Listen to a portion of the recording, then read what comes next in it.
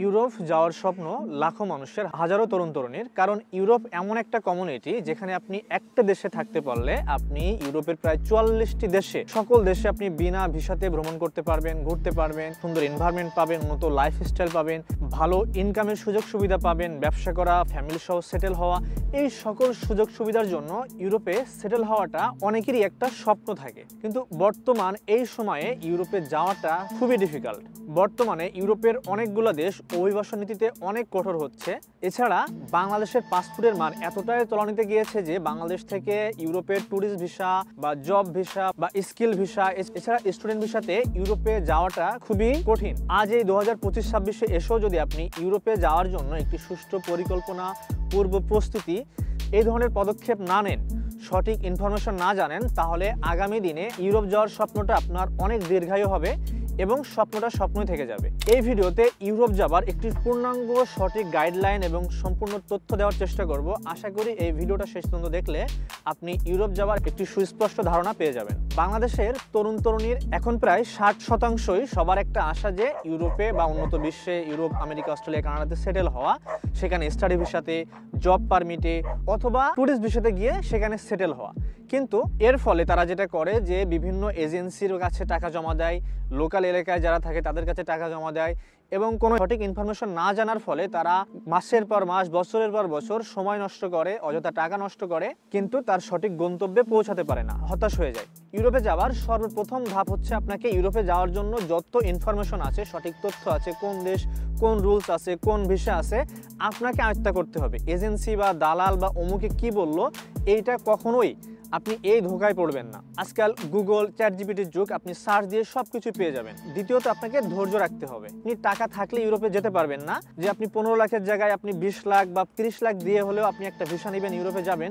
এরকম সুযোগ বা এরকম অপশন এখন আর ইউরোপে নাই। সো যার কারণে চেষ্টার সাথে সাথে আপনাকে ধৈর্যশীল হতে হবে। মিনিমাম 6 মাস, 1 বছর, 2 বছর, 3 বছর। আর এই সময়ের পাশাপাশি আপনি আপনার পড়াশোনা বা যে কোনো একটা পার্ট টাইম জব বা যে কোনো একটা ছোটোখাটো ব্যবসার সাথে আপনি ইনভলভ থাকবেন। যে আপনি ইউরোপের জন্য সবকিছু ছেড়ে বসে থাকবেন এমনটা না। তৃতীয়ত আপনার লাগবে হচ্ছে টাকা।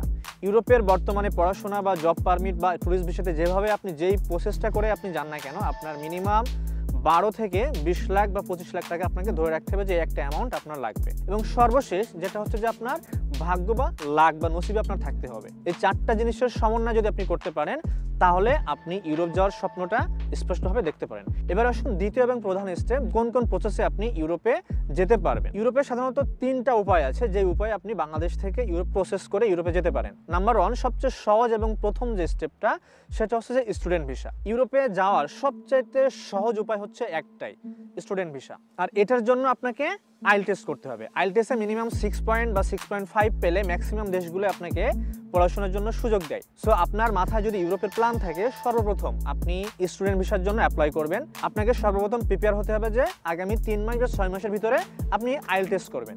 আইএলটিএস করা মানেই আপনি ধরেন যে 90% ইউরোপে চলে গেছেন। হয়তো 6 মাস বা 1 বছর লেট হবে, কিন্তু আপনি ইউরোপের বিভিন্ন দেশ যেমন আপনার Finland, Sweden, Hungary, Italy, Spain, Germany, Poland, Austria, UK, Cyprus, এই সকল দেশগুলোর ইউনিভার্সিটিগুলোতে প্রতি বছরই 1 থেকে 2 বার সুযোগ থাকে এবং আপনি আপনার সাবজেক্ট অনুযায়ী অ্যাপ্লাই করে আপনি সহজেই এই দেশে যেতে পারেন। এমনকি এর ভিতরে কিছু কিছু দেশ আছে আপনি ডিরেক্ট স্পাউস নিয়ে আপনি সেখানে পড়াশোনা করতে যেতে পারবেন এবং পড়াশোনা শেষ করে আপনি সেখানে জব পারমিটে কনভার্ট হতে পারবেন এবং সেখানে স্থায়ীভাবে জব করতে পারবেন এবং আপনি সেটেল হতে পারবেন এবং একটা সময় সেখানকার আপনি নাগরিকত্ব পেয়ে যাবেন। দ্বিতীয়ত, ইউরোপ যাওয়ার অন্যতম আরেকটা উপায় হলো যে ওয়ার্ক পারমিট বা জব ভিসা নিয়ে। আর এই ক্যাটাগরির সংখ্যা বাংলাদেশের সবচাইতে বেশি। আমরা ভালো দেশে যেতে চাই, ভালো কান্ট্রিতে যেতে চাই, কিন্তু আমরা কোনো স্কিল শিখতে চাই না। আমাদের টাকা আছে, দালাল আছে, যে কোনোভাবে আমি বেশি টাকা দিব, যে কোনোভাবে আমাদেরকে ইউরোপে নিয়ে যান। কিন্তু আজ থেকে 3-4 বছর আগেও এই প্রসেসটা খুবই সহজ ছিল।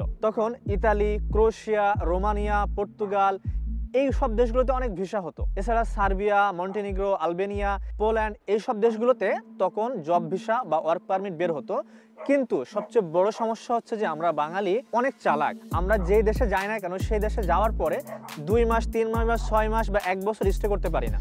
আমাদের সবার ভিতরে একটা গোল বা ভিশন থাকে যে আমাদের ইতালি বা স্পেন বা ফ্রান্স বা পর্তুগাল, এই 4টা দেশে আমাকে যেতেই হবে, কারণ মামা খালু ভাই কাজিন সবকিছু এইখানেই আছে। তো সবাই কি করে যে একটা দেশে ভিসা পাইলে সেখানে গিয়ে 1 মাস বা 3 মাস স্টে করে না, কিছুদিনের মধ্যে সেখান থেকে পালিয়ে, অর্থাৎ সেই কাজটা বা সেই জবটা না করে সেখান থেকে পালিয়ে সে বাই রোডে অন্য কান্ট্রিতে চলে যায়। যেহেতু এই সুযোগটা ইউরোপের ভিতরে আছে, আপনি সেনজেন কান্ট্রি বা নন সেনজেন যে কোনো দেশে আপনি থাকলে, ইউরোপ এরিয়ার ভিতরে থাকলে আপনি বাই রোডে লিগালি ইলিগালি আপনি একটা দেশ থেকে একটা দেশে যেতে পারবেন। এই সুযোগের কারণে সবাই ম্যাক্সিমাম 95% ওয়ার্ক পারমিটধারী যারা যায় তারা সবাই এখান থেকে পালিয়ে যার যার গন্তব্যে চলে যায়। তো এর ফলে যেটা দেখা গেছে যে এই সকল দেশগুলোতে আস্তে আস্তে ভিসা দেওয়া বন্ধ করে দিচ্ছে। আর এর ভিতর আরেকটা বড় সমস্যা হচ্ছে যে আমাদের বাংলাদেশের এজেন্সিগুলো ম্যাক্সিমামই 95%ই ফেক স্ক্যাম। এরা কি করে, একটা বা দুইটা মানুষ যদি বিদেশে পাঠাইতে পারে বা 10টা যদি পাঠাইতে পারে, তারা এমনভাবে হাইলাইট করে যে আপনি পাসপোর্ট দিবেন, টাকা দিবেন, 6 মাসের ভিতরে আপনার ইউরোপে ফ্লাইট। কিন্তু আসলে বাস্তবতা সম্পূর্ণ ভিন্ন।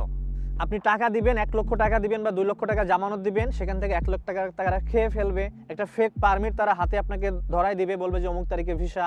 এইভাবে সময়ও যাবে, আপনার টাকাটাও নষ্ট হয়ে যাবে, শেষমেশ আপনি ধৈর্যহারা হয়ে পাসপোর্টটা উঠে নিয়ে আরেকজনের কাছে দিবেন। সো সেও সেম কাজটাই করবে, এরপরে আরেকজনের কাছে দিবেন, আরেকটা এজেন্সিতে দিবেন, কোন এজেন্সি ভালো। এইভাবে আমার মনে হয় যে 90% মানুষ যারা ইউরোপের স্বপ্ন দেখেন তারা বছরের পর বছর প্রতারণার শিকার হন এবং টাকা নষ্ট করেন। সো এই ক্ষেত্রে আপনার যেটা করণীয় থাকবে যে এখনও ইউরোপের বিভিন্ন দেশ বিভিন্ন সময় তারা ওয়ার্ক পারমিট দিয়ে থাকে। এর ভিতরে যেমন 2-1টা রোমানিয়া ভিসা দেয়, বর্তমানে সাইপ্রাস দিচ্ছে, এরপরে ইতালিতে সারা বছরই কম বেশি লোক যায়। সো এর জন্য আপনাকে যেটা করতে হবে যে যেই দেশে আপনি যেতে চান সেই দেশে আপনার নিকটস্থ কোনো আত্মীয় স্বজন ভাই ব্রাদার কেউ আছে কিনা তার সাথে আগে কথা বলবেন। সে যদি আপনাকে নিতে পারে, সেই দেশে যদি কোনো ওয়ার্ক পারমিট থাকে বা নেওয়ার কোনো ব্যবস্থা থাকে, তাহলে আপনি তাদের মাধ্যমে যোগাযোগ করবেন। যদি যাওয়ার অপশান থাকে তাহলে তাদের মাধ্যমে আপনি 80% যাওয়ার সম্ভাবনা আপনার বেড়ে যাবে। আর এজেন্সির মাধ্যমে আপনি জমা দিলে বা কোনো দালালের কাছে আপনি জমা দিলে সেখানে আপনার 20%ও সম্ভাবনা নয় যে আপনি ইউরোপে একটা জব পারমিট নিয়ে যেতে পারবেন। আর ইউরোপে জব পারমিট খোঁজার ক্ষেত্রে আপনাকে অবশ্যই কিছু স্কিল অর্জন করতে হবে, যে আপনি যে একটা জবের জন্য ইন্টারভিউ দিবেন এটার জন্য আপনি কতটুকু এলিজিবল।